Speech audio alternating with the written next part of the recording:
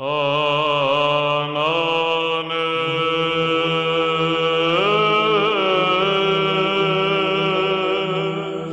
there! Today I'm going to talk about this pen. I got this pen from Eric at the 2012 DC Pen Super Show. This was from his personal collection, but he said he didn't care particularly much for it, so he gave it to me. Which is, of course, amazingly cool, because it is a very nice pen, and apart from that, the gesture is very nice. This is a pen by Mabie-Todd, and this is a swallow. Not a swan, but a swallow. The Swallow range was relaunched, I think, a couple of years ago, but this is in fact an original Swallow from the 1930s. It is a lever filler / lever filler, depends a little bit on how you want to pronounce it. So that means there's a sac inside, and you can depress this bar, depress it, so if you pull it, then the sac, the lever does this, and then the sac inside is compressed, and that's how it draws up ink. Okay, so this is a nice mottled design. I know the camera won't focus this closely, but at least you can get a bit of a taste of what the pen looks like. And it has a nice flexi nib, which I like a lot. I'll cover the parts, tell you what I like about it, what I don't like about it, and then I'll do a writing sample, which with this pen is going to be fascinating. Okay, so on the cap it says Swallow, right in the clip. A nice clip, a little bit loose, so I won't put a lot of pressure on that. Will definitely work, but with a vintage pen, of course, you want to be careful. There's a nice little hole in there. I'm not sure whether you can see it, but there is a small hole. I always thought that was to make sure it doesn't draw a vacuum, so it sort of keeps the pressure inside the pen sort of equal. On top of the cap, there's nothing, just a bit of reflection. The barrel, of course, has the lever in there, and it's imprinted Swallow, Mabie-Todd and Company, patent May 2118. Screw off the cap and you'll come to the section and the nib. Section is small and tapered, narrower there, and then as you go up it gets a bit wider again. It's a fairly small pen, it's not that large, but even for me it's big enough to use unposted. With vintage pens, you don't want to crack the cap or the barrel, so I put the cap on there very gently. Then it's a pretty good size. A nice bit of detail is that on the nib, I can't show you that, but it says, if I'm not mistaken, just check in, it says MT & Co, Mabie-Todd & Company, 14 karat number 2, and something that you probably cannot see very well, I'll try to show you that in the writing sample, is that the breather hole is heart-shaped, which has no particular function as far as I know, but it just looks nice. The screw threads, not sharp, so they're pleasant to hold, and that's all there's to it. Then, I didn't mention that the cap has a nice gold band there, you've probably seen that, and that's it. So a fairly light pen.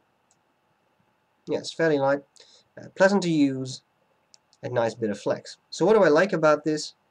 Well, just look at the design, look at the colors. I just love that sort of mottled black and well, it's orange. It's not really red design. I think it looks gorgeous.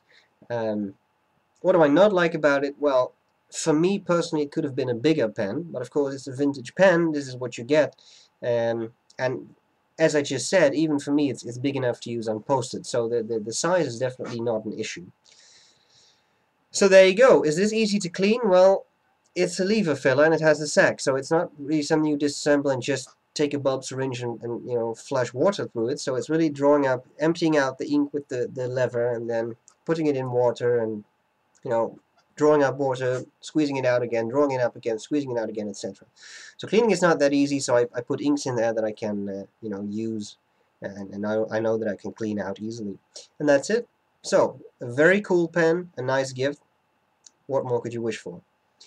Writing sample is next. I hope this was useful, and I'll see you later. Bye-bye. Okay, so here we go with the Mabie-Todd Swan. Excuse me, Swallow, not the Swan.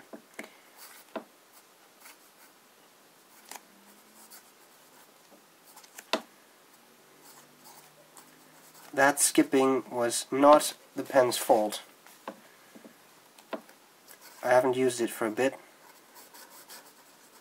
There we go. Swallow. The ink is Waterman. He sighed. Should apply a bit more pressure to this pen when writing. It's a new pen, right? I mean, it's a vintage pen, but it's new for me, so I'm still getting used to this pen and getting acquainted with it. Okay, so Waterman Florida Blue. No pressure. I mean, I'm not using any pressure. I'm not saying no pressure, your handwriting will look the way it looks, or whatever.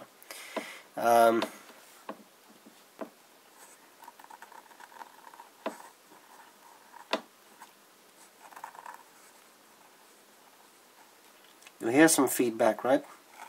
It's not scratchy, but I feel some feedback too.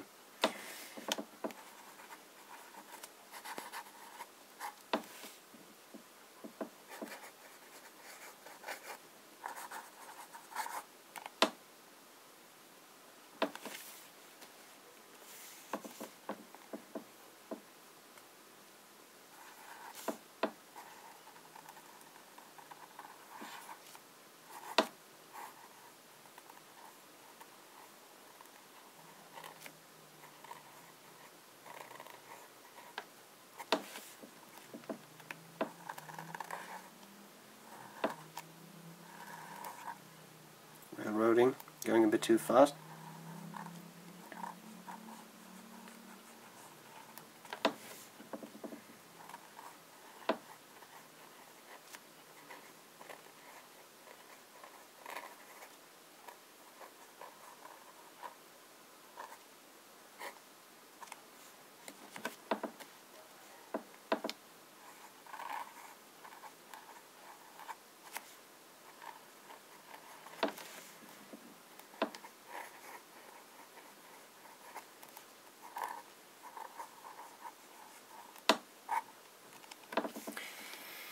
Okay, so there you have it. Now let's take this flex to the extreme there. I'll start with no pressure, then add more pressure as we go.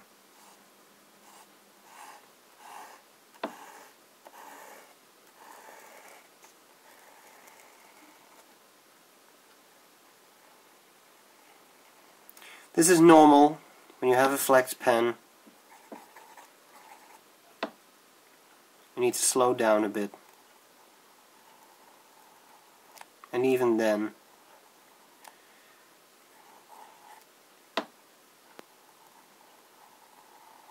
that's about the most I can get because I don't want to damage the nib. So I'm being a little careful. That looks pretty cool to me. I don't know about you, but I'm loving this. I can feel some feedback from the nib. You know, it is a vintage nib. It's not particularly annoying in any way. Railroading.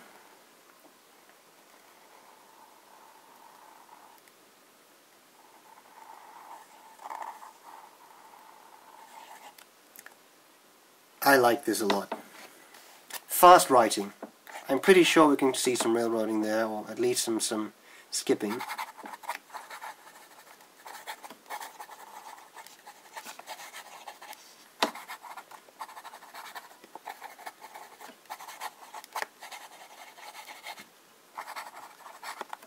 And we did.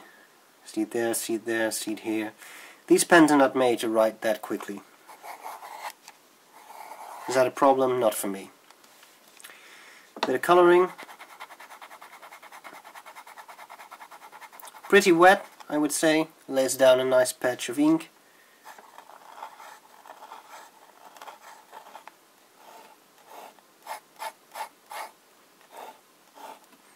Lovely bit of flex.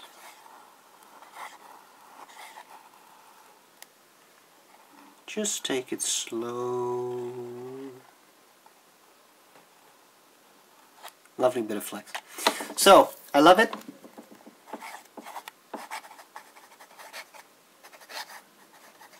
Thank you all for watching. Thank you, Eric, for giving me a great pen. And I hope to see you later. Bye bye.